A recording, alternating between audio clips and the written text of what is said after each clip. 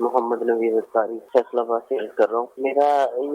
میری یہ عرض ہے باپا جان کہ رمضان شریف کی آمد ہے۔ پہلے تو آپ کو رمضان مبارک، اور عرض میری یہ ہے کہ حضور کوئی ایسا حل بتا دے کہ پورا رمضان شریف جو ہے نا وہ صحت کے ساتھ گزر جائے، اور میرے لیے اور میرے گھر والے کے لیے دعائیں مغفرت فرما دیجیے۔ سيدي فضيلة الشيخ محمد الياس العطار القادري حفظكم الله تعالى. اسمي أسامة صابوني من حلب. عندي سؤال بمناسبة مجيء الشهر المبارك. ما هي الأطعمة الغذائية التي تناسب هذا الشهر، شهر رمضان؟ ما هي الأطعمة التي لا تناسبه؟ وكيف أستطيع أن أتخذ نظاما غذائيا يساعدني على طاعة الله تبارك وتعالى؟ أجيبونا من فضلكم.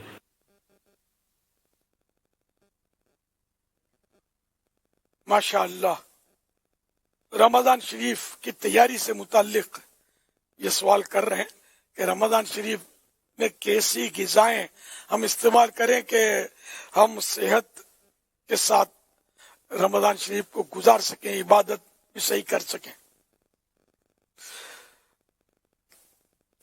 ماشاء اللہ، شور مہ نو سن کر تجھ تک میں دواں آیا، ساقی میں تیرے صدقے مائے دے رمضان آیا۔ اعلی حضرت کے یہ شعر ہے کہ رمضان کے چاند کا شور سن کر یا رسول اللہ میں آپ کی طرف حاضر ہوا آپ کے قدموں میں، اے میرے ساقی، اے رحمتوں کی شراب پلانے والے، محبتوں کی شراب پلانے والے، مجھے بھی ایک جام دے دے، مجھے ایک جام دے دے کہ رمضان آ گیا، بس اس جام محبت کا، اس جام عبادت کا، اس جام رحمت کا نشہ چڑھ جائے اور رمضان میرا اس نشے میں گزرے، عبادت کا نشہ ہو، رحمت کا نشہ ہو، برکتوں کا نشہ ہو، عشق رسول کا نشہ ہو، بس اس میں رمضان گزرے۔ تو یہ ایک شعر بھی ہمیں بتا رہا ہے کہ ہمیں کیا کرنا چاہیے۔ خوب درود شریف کی کثرت ہو، تلاوت کلام پاک کی جائے، اور اب خیر پوچھا غذاؤں کا ہے، تو غذاؤں میں ایسا ہے کہ رمضان شریف ویسے تو حدیث پاک میں ترغیب ہے کہ صوموا تصحوا، روزہ رکھو صحت یاب ہو جاؤ گے، اور یہ حقیقت بھی ہے کہ روزہ صحت لاتا ہے، مگر بعض لوگ اس میں بیمار پڑ جاتے ہیں تو وسوسوں کا ہو سکتا ہے شکار ہوتے ہوں کہ یہ کیا، تو یہ نا کہ اپنے ہاتھوں کے کیے کا کوئی علاج نہیں۔ لوگ اپنے ہاتھوں سے اپنی صحت جو ہے نا یہ رمضان میں برباد کرتے ہیں۔ وہ کس طرح؟ سحری میں وزنی غذائیں کھائیں گے، آئلی غذائیں کھائیں گے، اور خوب ٹھاس ٹھاس کے کھائیں گے، اور ذہن یہ بنتا ہے کہ پورے دن مجھے کھانا کچھ نہیں ہے۔ اچھا، پھر جب افطار کا ٹائم آئے گا تو افطار میں خوب یہ تلی ہوئی غذائیں، ڈیپ فرائیڈ، اور یہ مطلب سب کباب، سموسے، مال پورے اور پتہ نہیں کیا کیا آئٹمس ہوتی ہیں یہ بھرتے ہیں۔ پھر مغرب پڑھیں گے تو پھر کھائیں گے، پھر سارا دن نہیں کھایا اس کی کسر نکالیں گے، پھر تراویح کے بعد کچھ کھائیں گے، پھر رات میں بھی بعض لوگ کچھ کھاتے ہوں گے، تو اس طرح رات بھر یہ مطلب بھرتے رہتے ہیں۔ اب آپ بتائیے کہ یہ معدہ کیا کرے گا، کس کس چیز کو ہضم کرے گا؟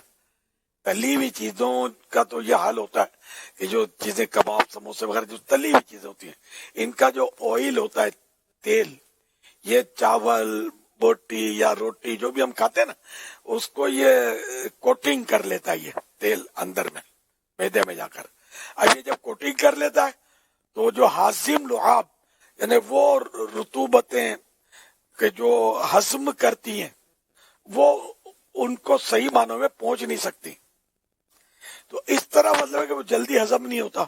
جب جلدی ہضم نہیں ہوگا تو قبض لگے گا، اور وہ طب کا ایک محاورہ ہے القبض ام الامراض، کہ قبض جو ہے یہ بیماریوں کی ماں ہے۔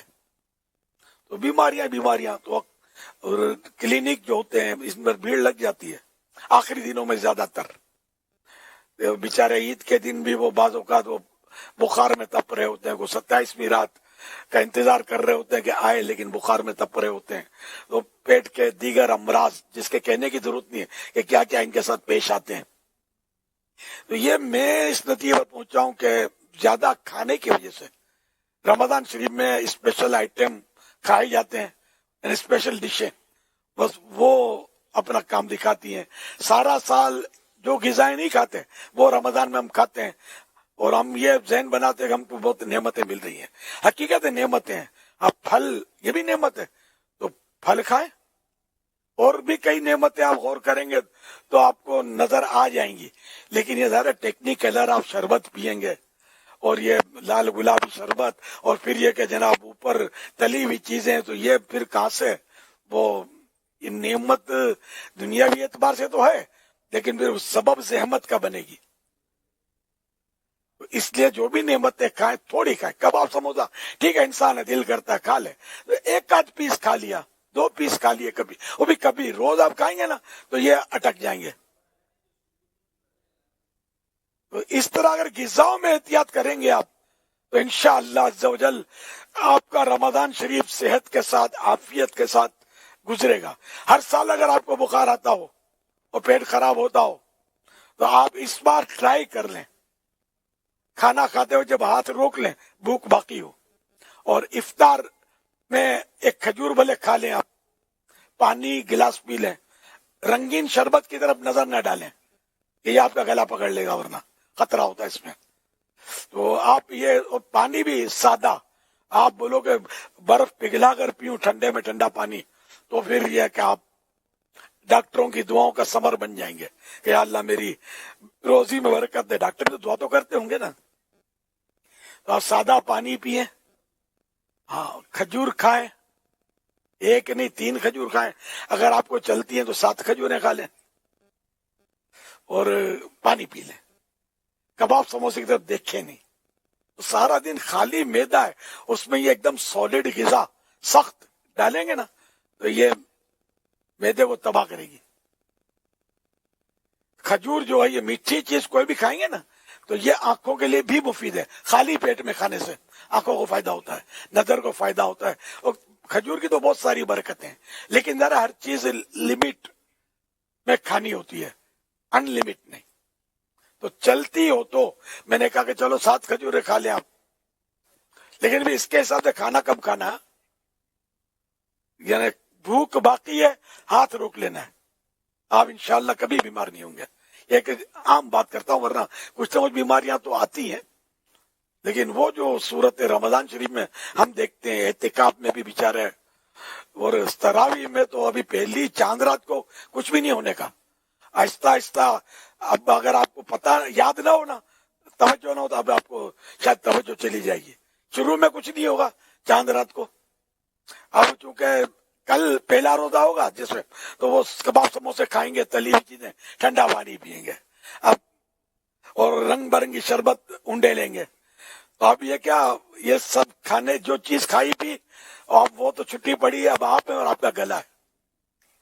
अब खांसी, नजला, हो सकता है कोई तप भी चढ़ जाए, बुखार भी, टेम्परेचर, और दूसरे तीसरे या चंद रोज के बाद आप देखना कि वो तरावी में एक बोलेगा ठाऊं, तो दूसरे ठाऊं, तो 3-4 रोज ठाऊं ठाऊं ठाऊं, तो ये एक मतलब यानी कि टून चलती रहेगी, खांसी होगी तरावी में।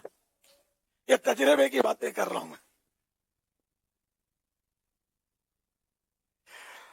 सल्लल्लाहु अलैहि हबीब सल्लल्लाहु अलैहि मुहम्मद।